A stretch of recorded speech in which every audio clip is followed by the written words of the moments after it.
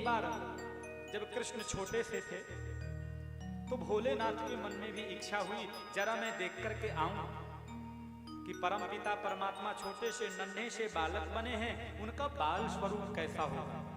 मन में देखने की इच्छा होती। सीधे भोलेनाथ पहुंच गए और यशोदा के दरवाजे में जाकर के खड़े हो गए। मैया, मुझे भी तो अपने लाला के दर्शन करा दे, मेरे मन में भी देखने की बड़ी इच्छा है। मैया ने कहा, देख बाबा, मेरा लाला तुझको देख करके डर जाएगा, तेरे गले में बड़े बड़े सांप के हार पड़े, हाँ, जूड़ा इधर बांधा हुआ है बड़ा सा, बालों का जटा, उसमें भी एक सांप लपेट रखा है, चिता भस्मा ले तो पूरे शरीर में तो चिता की भस्म लगी हुई है, वो डर नहीं जाएगा। हाँ, गेहूं चावल आटा दाल नमक जो भी चाहिए मैं दे दूंगी, लेकिन लाला का दर्शन नहीं कराऊंगी। तो मन ही मन कहते हैं, भोलेनाथ, वो कालों का भी महाकाल है, वो किससे डरेगा, देवकी तेरा लाला। यशोदा तू जान नहीं रही है वो कौन है।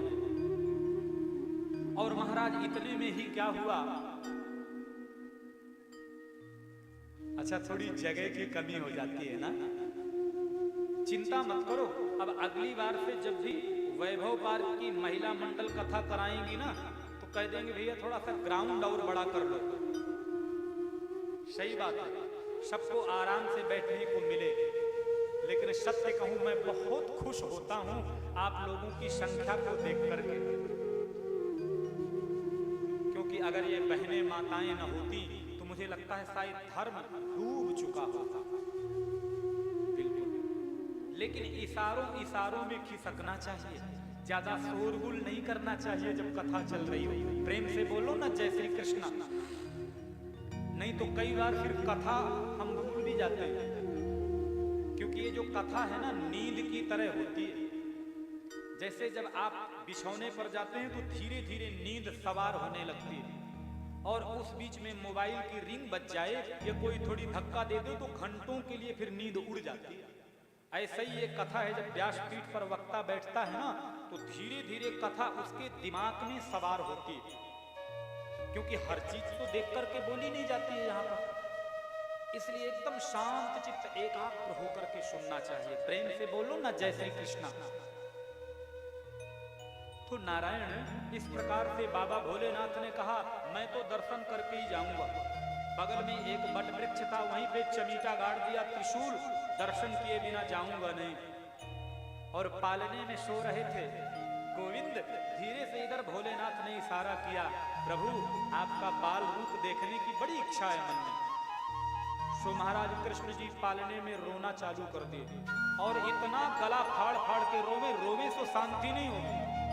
यशोदा कभी दूध पिलाती है, कभी पालना झुलाती है, कभी नजर उतारती, शांति नहीं हो रहा। अरे लल्ला क्या हो गया तुझे। इतने में किसी दूसरी सयानी दादी ने कहा, मुझे लगता है वो बाबा ने कुछ जादू कर दिया क्या। तो एक गोपी को नंदरानी कहती है, जरा बाबा को उसको शंकर जी को बुला के तो ला देखूं।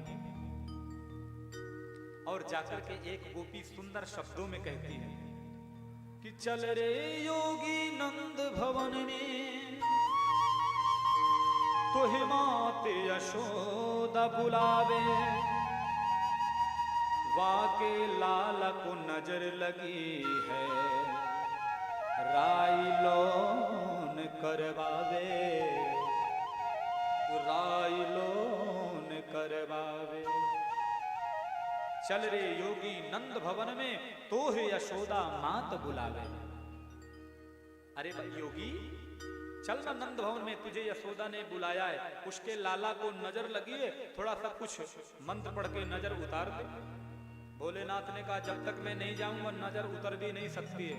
और जैसे ही शिव शंकर पहुंचे और यशोदा अपने कन्हैया को गोद में लेकर के आई, महाराज कन्हैया खिल खिला करके आज बाबा को देख करके हंस गए। बाबा ने अपने हाथों में उठा लिया, कन्हैया स्वयं महादेव से लिपट गए। आज दोनों, एक परमपिता दूसरे परमपिता से मिल रहा है।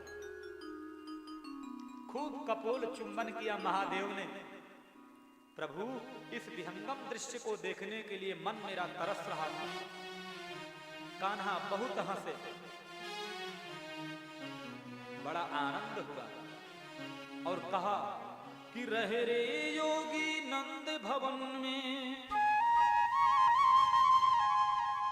ब्रज में वासो की जय। जब जब मेरो लाला रोवे, तब तब दर्शन दीजे, तब तब दर्शन दीजे।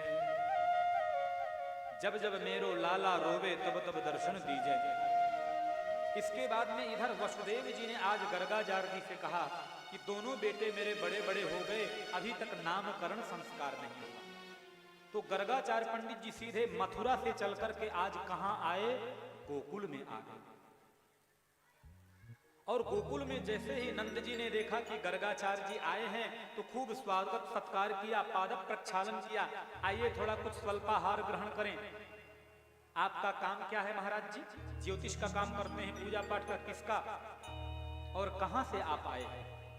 तो गर्गाचार्य जी ने कहा कि यदूनाम अहम आचार्य ख्यातश्च भुवि सर्वतः, श्रुतं मया संस्कृतं ते मन्यते देविकी श्रुतम्। यदूनाम अहम आचार्य, मैं यदुवंशियों का आचार्य गर्गाचार्य हूं। अच्छा, आप किसी का नामकरण करते हैं, ये सब संस्कार करते हैं, तो एक काम करिए ना, मेरे भी दो बेटे हैं कृष्ण और बलराम, मैं चाहता हूं उनका भी नामकरण आपके मुखारविंद से हो जाए। अब देखो नंद जी, हम मना तो नहीं करते हैं, लेकिन कोई भी काम आप बहुत धूमधाम से करते हो, और जब भी धूमधाम से करते हो तो कंस कोई न कोई एक राक्षस भेज देता है कन्हैया को मारने के लिए।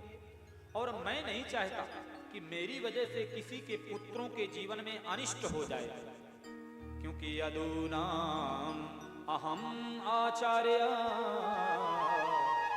वैसे भी मैं यदुवंशियों का आचार्य हूं। अगर मैं नामकरण करूंगा और कंस को पता चल जाएगा तो उसकी जो शंका है ना और बलवती हो जाएगी। तो इतने में ही नंद जी ने कहा, अरे आप चिंता मत करिए, महादेव जी के मन में भी थोड़ी सी इच्छा हुई